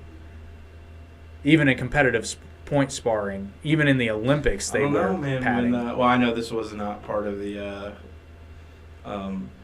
tournament, but when Hawk beat the shit out of old Tubby, that was great, and he spit on him. Yeah, that felt good. I never had any bullies growing up, so I can't really say. Yeah. So yeah, we really didn't. No, our school we were all very close knit. It was weird. We were like the most like centered school ever. Like you could have just called it a Zen school or something. Well, we were just so small. Yeah, I know, but still, even and though a lot of 55 plus kids in a graduate, was it 55? I think it was 60 something. 60 something. But we were a big one. Even though that's small, that's still not a small amount of people. 60 people is a lot of people. Yeah, but a lot of people in our graduating class, and I was included in this, had been there since kindergarten. So we've literally known these people from the ages of like 5, 6 to 18. I was the outsider. You were one of them. There weren't too many. Most of us had been in the same, grade. Literally from kindergarten to graduation. So yeah. It's really hard to bully somebody when you've known them that long. Because even if you don't particularly like each other, it's like, I know them. Like, I don't... Yeah. It's like, I'm going to know them anyway. Okay, so getting back to Cobra Kai, Samantha. Let's talk about Samantha and Miguel and their dumbass relationship. I don't blame Miguel for that at all. I blame Samantha. Samantha has been... No, I don't blame Miguel towards anything when it comes to Samantha. No. Because the thing is, she's a freaking little Scarlet. She's a freaking Will Scarlet? Little Scarlet, not Will Scarlet. Will Scarlet. Oh, wow. Keep Samantha's name out your fucking mouth, Robbie. But no, what is it? Robbie and Tori are such a better couple than Oh, Robbie absolutely. And the thing is, Miguel and Sam, I do like them together. But at the same time, I'm like, Samantha's so dumb at certain points because I'm like, why are you... Like, she literally broke up with him because she didn't know what she wanted, and then all of a sudden, magically, she finds a gold necklace. And then she's like, I do love Miguel. Let me go find him because I broke up with him. And what's he doing? He's making out with another girl. I'm going to get mad. You know what Miguel should have done in that moment? He should have been No, he should have been like... and then he just... Your choice. Then he could... Actually, what he should have done is look, Oh, yeah. Come sit next to the champ. Hawk. Remember? I plan on having a full lineup or whatever he said. I can't remember. Yeah. But yeah, like that was so dumb. And then like Hawk and Moon are back together. Yeah. I didn't know. When did that happen? Did that happen in season 4? Remember when he was like, I've lost my confidence, and then Moon just like. You know what? I will say this. Moon. I can't remember the actress's name. She's fucking beautiful. But I think they're a good couple. They complement each other well. Except he's not dating her in real life. And the funny thing is, I'm talking about the characters. I think, yeah. Miguel Xolo, I think that's his name. Xolo? I think that's how you pronounce it. Xolo was dating Moon in real life. That's right. That's our champ. Champ. He's a champion. I'm pretty sure that's correct. And Robbie actually has been dating someone for a long time outside of the show. But another thing is, I'm talking to you, Samantha LaRusso. LaRusso. You. I'm not going to say the word, but you are a PED. You're 26. You're a podiatrist. I see you. You were making out with Miguel when he was 16. You were freaking 20. Well, yeah, but the director told him to.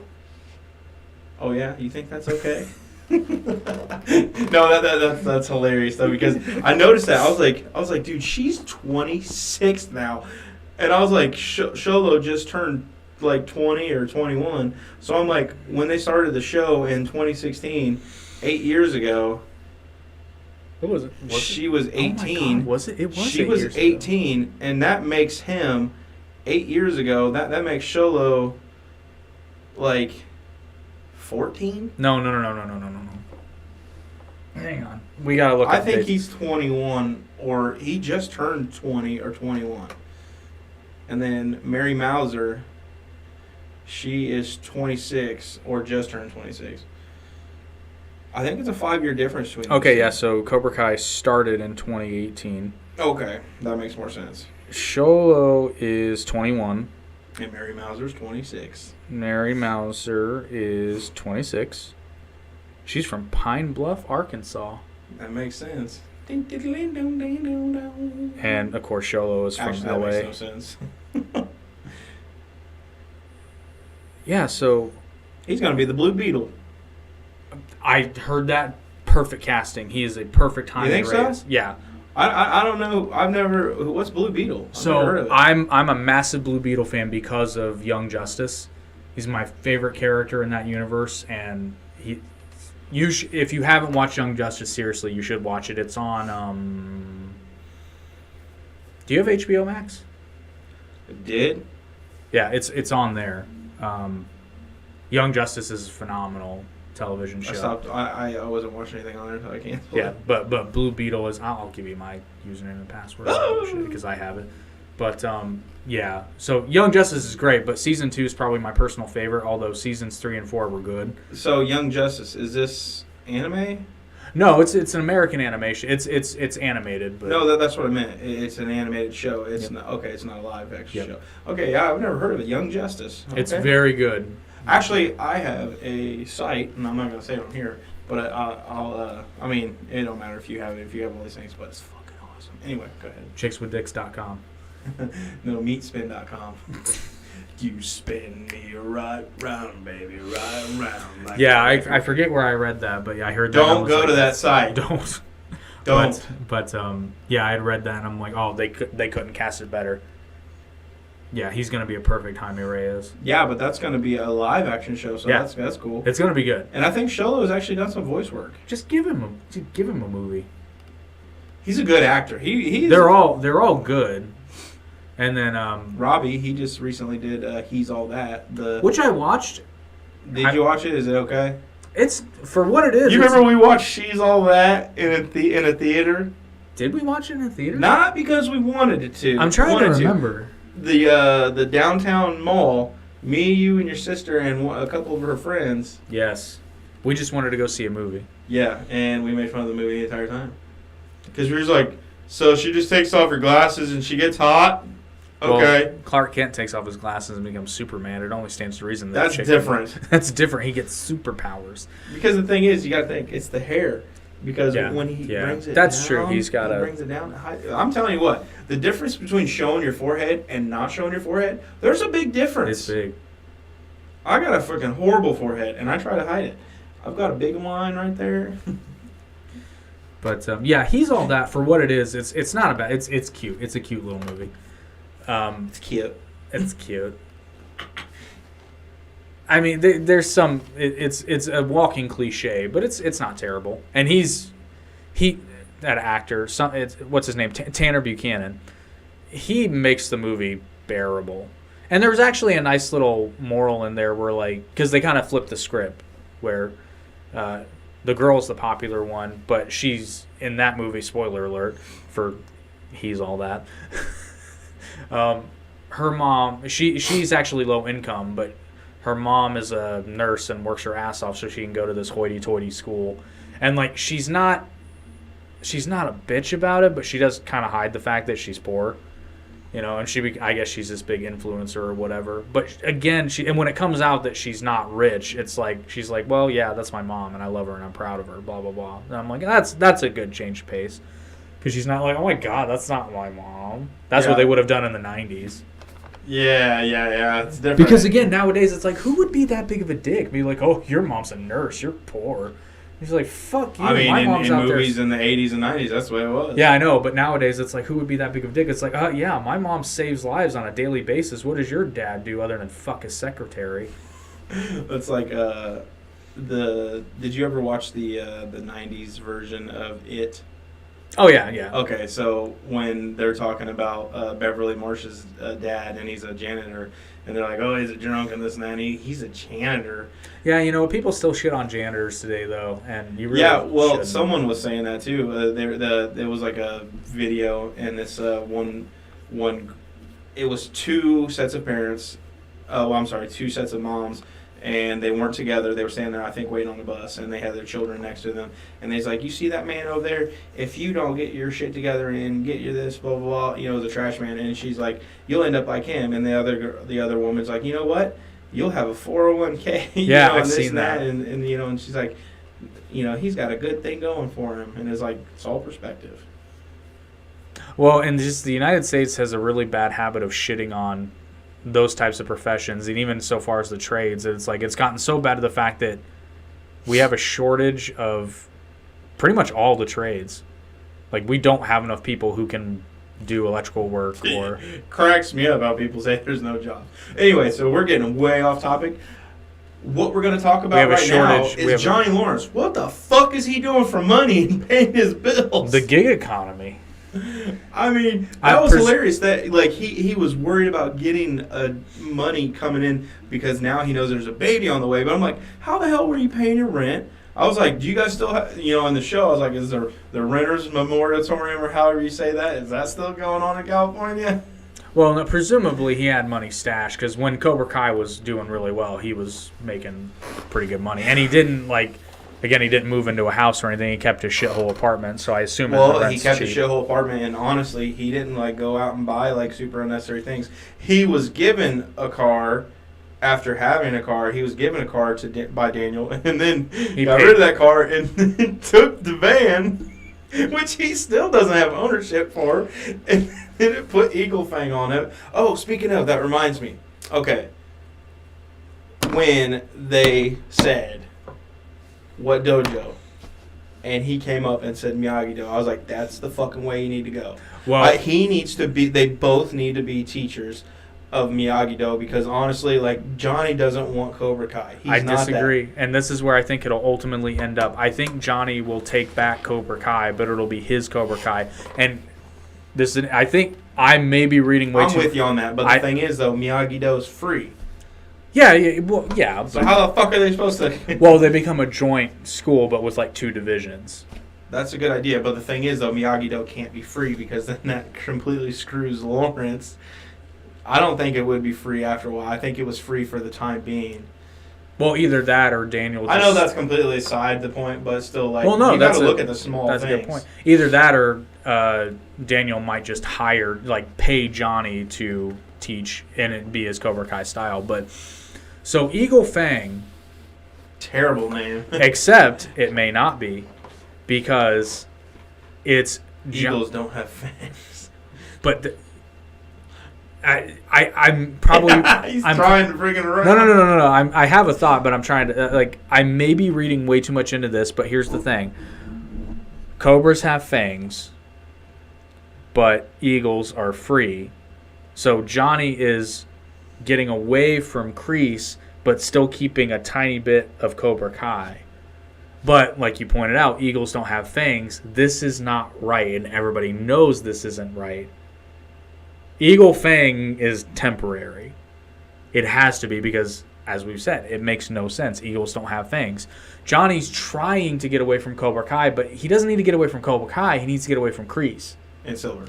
And Silver. But, he needs Cobra Kai. He needs to get Cobra Kai away from Silver currently, but get away from Kreese. But Johnny is Cobra Kai, because, again, when you had the most students doing the best... was under his supervision. Under Johnny's Cobra Kai. Yep, that's true. Johnny would have never let some of those dorks and when he found out they were bullying, he let them know. He shut that shit down. Yeah, and then he's like, who trashed Miyagi-Do? And Hawk didn't want to speak up. Because Kreese told him not to. Yeah. Hawk did actually want to speak up, but... Yeah, because Hawk thought he was doing the right thing, but he would have been led... Turns out. Down... He would have been led down the right road if, Kreese wasn't there. Johnny knew not to let Kreese back in, but he wanted to give him a second chance because he said people deserve second chances. And he's right. Because Johnny got a second chance. But the thing is, though, it's Kreese Kreese still can turn around. He's had some breakthroughs, but the thing is, like, when he was talking to his therapist, you could tell he was actually having breakthroughs, but he just kept going back to his same old ways because he's a fucking dipshit. Yeah, which again ties into the whole theme of those who constantly live in the past will never be able to rise above. Like, your life's always going to be shit because you can't get past what was bugging you 30 some odd years ago. Right. You know, and the thing is, if Johnny would literally just, with what he did with LaRusso when he was like calming him down and speaking to him, like, you know, and making sense, if he would do that with Kreese, like, look, dude, like, why are you this way? He goes, I just want to teach kids karate.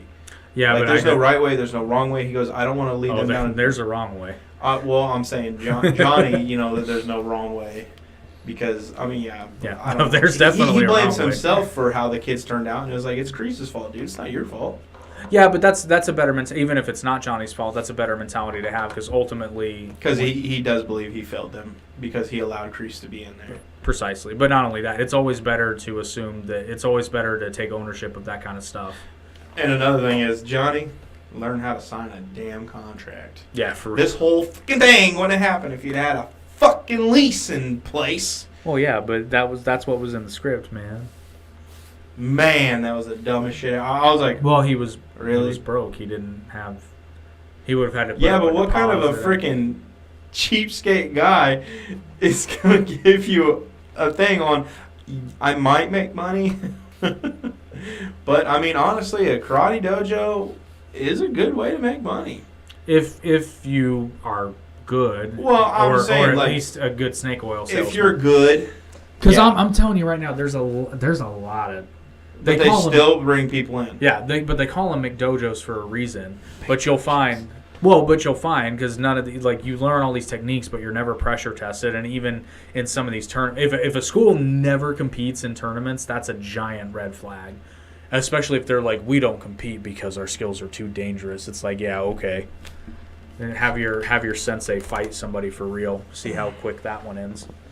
Yeah. It's like the video that went around for a while with the guy who did Tai Chi he did Aikido for a long time against the MMA guy, and the MMA guy just slaps him in the fucking face. And he's just like, oh. It's like, yeah, bro. That's like the one guy, I can't remember his name, but he wears gloves, and he's always like trying to show people how to get away from like guns.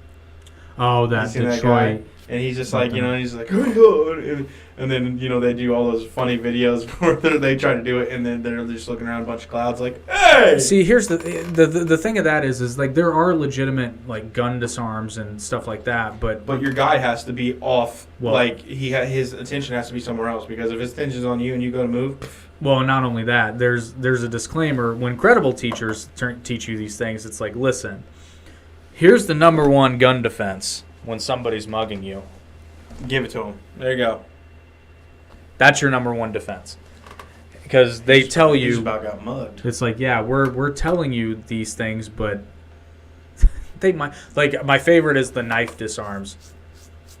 One of my favorite instructors ever, his whole shtick whenever he's introducing new people to knife defense is like, okay, if someone pulls a knife on you, you're going to get stabbed. It's going to happen. You're going to get cut. You're probably going to get stabbed. Your goal is to not die. You know, so like the best thing you can do is just get away from them. Yeah. If you can run, and they're not shy about it. Because do you know how hard it is to defend this? It's almost impossible. And you're not going to catch all those. Ask Kreese. Yes, precise. But that's what there's this big misconception that knife strikes are like, ah. And no, it's more like It's quick stabs. it's more like, hey, my buddies are distracting you, and they're not going to stop. Yeah, rot in that rib cage, rot in your freaking kidneys. Stab, twist, and slash. Blood, die. It's gnarly, man. What else you got? Trying to think. I did think that the kids were all kind of stupid during the egg exercise that Chosen gave them, because I literally the first thought I had is like, okay, Come together. yeah, put all the eggs. I like that exercise, though. It's a good exercise, but what's funny is there was a real life parallel that I can share with you. So, and we need to go because I told you about this place. There's a place in Indy called Foam Warriors, which is basically an indoor Nerf park. One of the games they play is Doctor, where every team selects a doctor, and the doctor is protect the doctor? Well, no. Oh. See, this is why playing with imbeciles. So the doctor, if you get hit, you have to like pause where you are and put your hand up, but the doctor just has to tap you and then you're back in the game. So I took my team, I'm like, who's the shortest one here? Okay, you're the doctor, and we're going to make a human circle shield, and we're just going to advance like a fucking tank because the doctor's in. Anytime somebody gets hit, just put your hand up and he'll tap you. And we just rolled like That's a great idea. Old school Roman formation, like this 1,000-year-old idea, and the other teams just run around and we clip their doctor in like less than a minute. Every Because you time. clip the doctor, it's over. Well, yeah, and we don't know who their doctor is, so we just shoot everybody. Now the drawback is they know who our doctor is, but since it's the shortest person and we have a human shield, They're not getting in there. no, they're not unless you break our formation. Which some of the idiot kids, thankfully, we put them in the back because they started running around, but we still had we just had to close the formation. Okay, yeah, we got to go do that. Yeah. Oh, it's so much fun. I was just talking to a couple of our old buddies, and I was saying that we need to get together. So The only drag is that it's expensive, man, but it's fun. you Although, know, besides that, I would definitely be down for a trampoline park too. oh, dude, trampoline parks are awesome. I've never been to one. And sadly, I want to go back to Kings Island. Dude, you son of a bitch! You know the funny thing is, I just saw tickets go on sale for Fright, $29. and I was like, and see, like, with yeah, the, but I was like, if we get there and it's like crowded, I was like, man, I'm yeah, not but you wanna know do what? The fast Fright, food. I've been to the Fright several times. I've never been to the Fright when it was super crowded, because everybody's waiting for the haunted houses. Fuck the haunted houses. Oh, there's no haunted. Oh, yeah. The haunted houses are going right now. I don't give a shit about the We'll haunted talk houses. about that after. Yeah, we'll talk about that after. I think we should probably wrap up soon. Although there's actually there's a laser tag place in Beach Grove that's not bad too. Okay. With the bowling alley, we can make an evening of it. Hey. And then I like actually, bowling, too. I need to show you because I think we're gonna get ready to wrap this up. So one other announcement is I've got the design for the new belt finalized. Damn. Okay. Well, it's gonna be sweet. So we need to find out where that belt is and who has it. I think I told some. I'm trying to remember. Obviously, we don't want it back or anything like that, but like, I think Brian has it actually. does he have it? I think I'll check with him. If it's somewhere and it's being taken care of, like, sure. Yeah, I'm pretty sure. I'll check with him. But I also had an idea I wanted to run past the audience since, we're going to wrap this up here shortly. I had an idea that might get us more engagement, shall we say. I don't know the increments, but I want to do something, and I'm bouncing this off you live on air, so let us know what you think in the comments too. In order to try to garner more comments, I want to kind of do a sort of a lottery thing, but not really. So you and I will randomly pick a word, and every time someone comments, the pot will get bigger. I don't know what increments we want to go, like whether it's a penny or a dollar. Probably not a dollar, but so like as the pot gets bigger, when somebody says whatever that word is in a comment, they get the pot, and we'll send it to you in crypto or something. How do we pick the word? Do they know it or do we only know it? We know it. Okay. So when somebody says the word, and see, When someone types the word. Yeah, types the word. Yeah, not when we say it. But that's pretty tough. But I think we could come up with something. and we'll both know the word so that we can't cheat. Yeah, and it won't be anything like stupid. Like, Well, I even thought about just opening up the dictionary on a random page. that's true. I thought we'll figure out how to do it, Not like defenestrate or anything like that. or like masticate. I like defenestrate better. That's a good word. Yeah, a lot of people don't know that's like literally throwing something or a person through a window. Or perspicacious. Defenestrate. Perspicacious. Perspicacious. I can't even say that shit. That's a good word. That's a tough one. Perspicacious. Perspicacious. Perspicacious. Learned that one from Mr. Tate, actually. Say that 3 times as fast. Perspicacious, perspicacious, perspicacious. 4 times. Perspicacious, perspicacious. It was back to back. And then the other big announcement, Average Intelligence Podcast is officially on Instagram, so you should go like it because there will be Instagram-only content. And we're going global. No, I'm just kidding. Well, actually, We've already been global. there is a website forthcoming, too. I finalized what platform I'm going to use for that. That's a good idea. And we can throw our sponsors on there. Oh, yeah. It's going to be one website where all the podcasts and shit Okay. are, but Good deal. it'll be on there. But, yeah, so lots of exciting things, but I figure it's only right to have, for the new championship that we're going to start, we should just, same way we started the old one, a Cards Against Humanity game. I'll have to schedule that because I want to get the belt first. That'll probably be a couple I would weeks. definitely suggest instead of doing it live on that, we record it. Yeah, I agree. So that way we can cut out a lot of the fluff and it'd be more entertaining. Because You know, these here's- lives, they're great because they capture an essence that you can't fake. Well, here's the only drag with that is if we don't do it live, then I have to edit it. Well, we can figure it out, and then that's something we both can do. You know, because the thing is, you know, we're obviously pretty close on our wavelength for funny, and we know what downtime is and dead time is. And it'd be like, hey, you take this half of the video, I'll take the half of the video, and it's like, you know, Chop it up. it's like what should we call it? Grandma's Boy when they're doing their levels. Yeah. But yeah, so Cobra Kai season 5 was quite good. Cobra Kai. Cobra Kai, Cobra Kai. What did you all think? I Yeah, gotta say, definitely. I liked the numbers from the stream this time around. So if you're catching us and this is not the live stream, you should still comment. Let us know what you thought about Cobra Kai. Let us know what you think about his forehead. Let us know what you think about Stevie Wick's Cool Beans Candle Company. More Halloween candles coming very soon. Be on the lookout for that. Cool beans. Captain Insano shows no mercy. Mama said that you should like and subscribe, and keep ingesting that high quality H2O.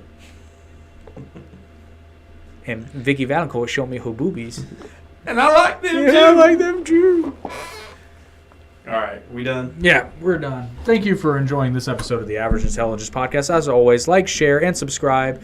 Check out our clips, our TikTok, our new official Instagram. The TikTok is not Average Intelligence Podcast. It's RTA Media on TikTok, where you can see clips from the Average Intelligence Podcast, Down the Middle Podcast, and just general TikTok-only content. That's why you should follow everything, because each one has exclusive content. So you should really follow them all and comment and engage. And we'll probably have details for that new raffle thing on the next episode.